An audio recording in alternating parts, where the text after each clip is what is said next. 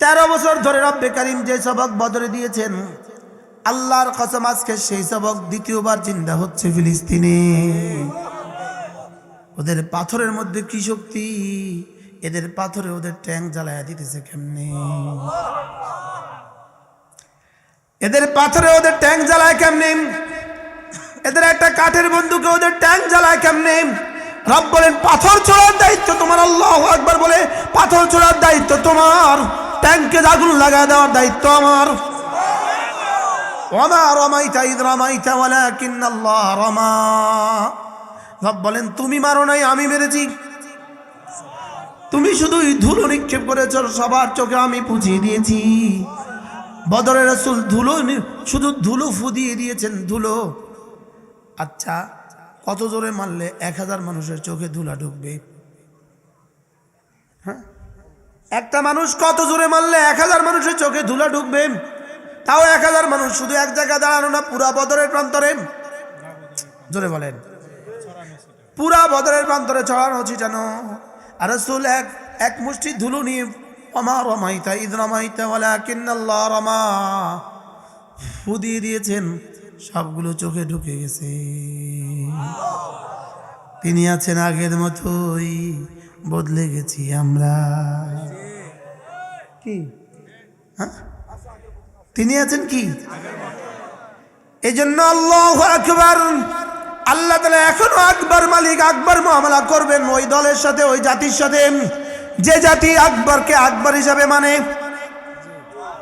যে জাতির কলিজা রব্বে কারীম আকবর, যে জাতির কলিজা রব্বে কারীম কি, যাদের কলিজায় আল্লাহু আকবার আছেন, এদেরকে নত করবে পৃথিবীর কোনো শক্তি নাই।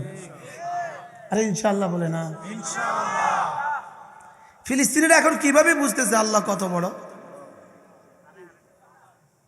কেমনে বুঝতেছে? হ্যাঁ, আচ্ছা কি পরিমাণ রব প্রতিদিন প্রশিক্ষণ দিতেছে এদেরকে আল্লাহু আকবার।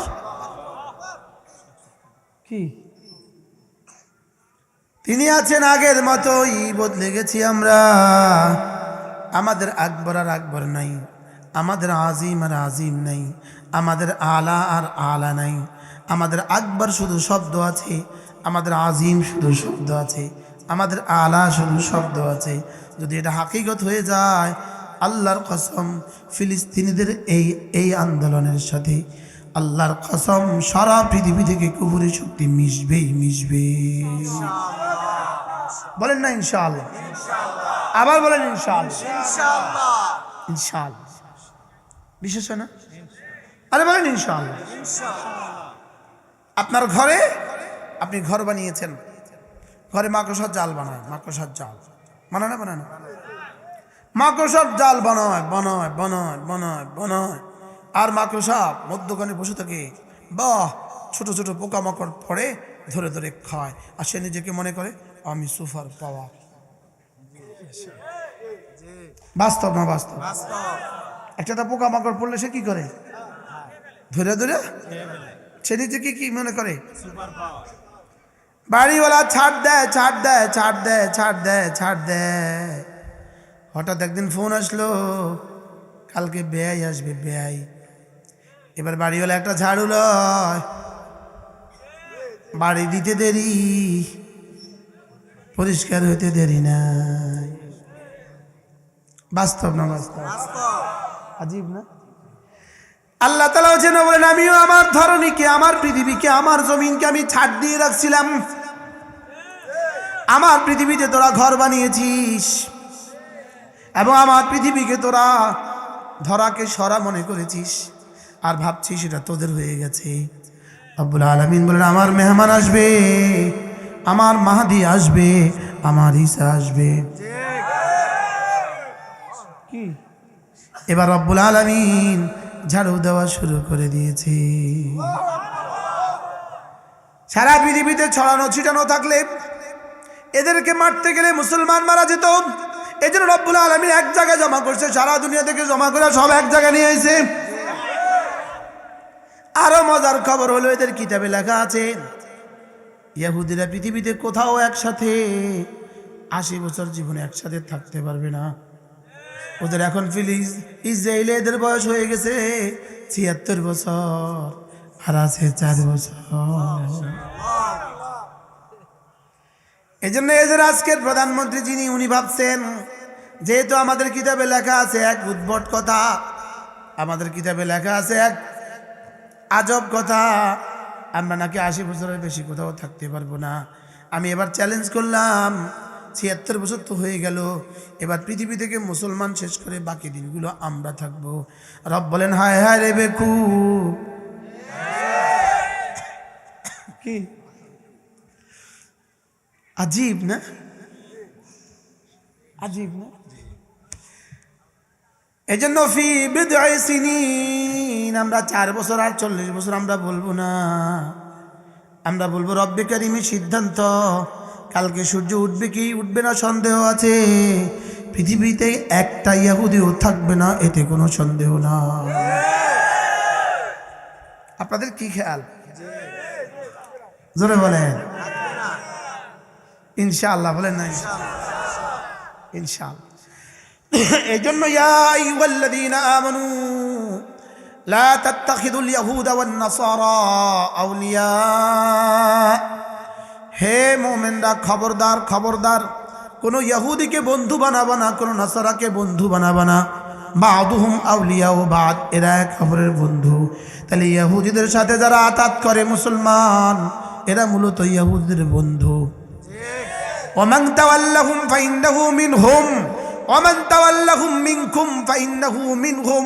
আল্লাহ তাআলা বলেন, যদি কেউ তোমাদের মধ্যে ইহুদিদের সাথে আতাত করে, তোমাদের কেউ যদি ইহুদিদের পক্ষে লেখালেখি করে, কেউ যদি ইহুদিদের পক্ষে বিবৃতি দেয়, আমি রব কথা দিলাম, ইহুদির যেই পরিণতি তারও সেই পরিণতি।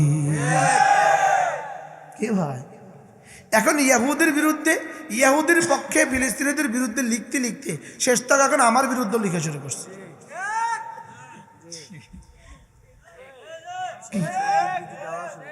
আমার বিরুদ্ধে বিবৃতি দেওয়া শুরু করছে। আচ্ছা, আজীব কথা হইল, ইহুদিদের বিপক্ষে আর মুসলমানের পক্ষে কথা বলার কারণে যে আমার বিপক্ষেও তুমি লেখো। আচ্ছা, যদি তুমি আল্লাহ সিদ্ধান্ত মতে ফাইন্নাহু মিনহুম হইয়া যাও, তো হাসরের ময়দানে অবস্থাটা কি হবে? হ্যাঁ, আমার বিপক্ষে এই লেখার দ্বারা ইনশাআল্লাহ আমার যেমন কোনো অসুবিধা হবে না, আমার বিরুদ্ধে এই লেখার দ্বারা ইনশাআল্লাহ তোমারও তেমন সুবিধা হবে না। আরে বলেন না ইনশাআল্লাহ। কি বলছে বলেন না ইনশাআল্লাহ, আমার যেমন কি তেমন অসুবিধা, তোমারও তেমন কি হবে না।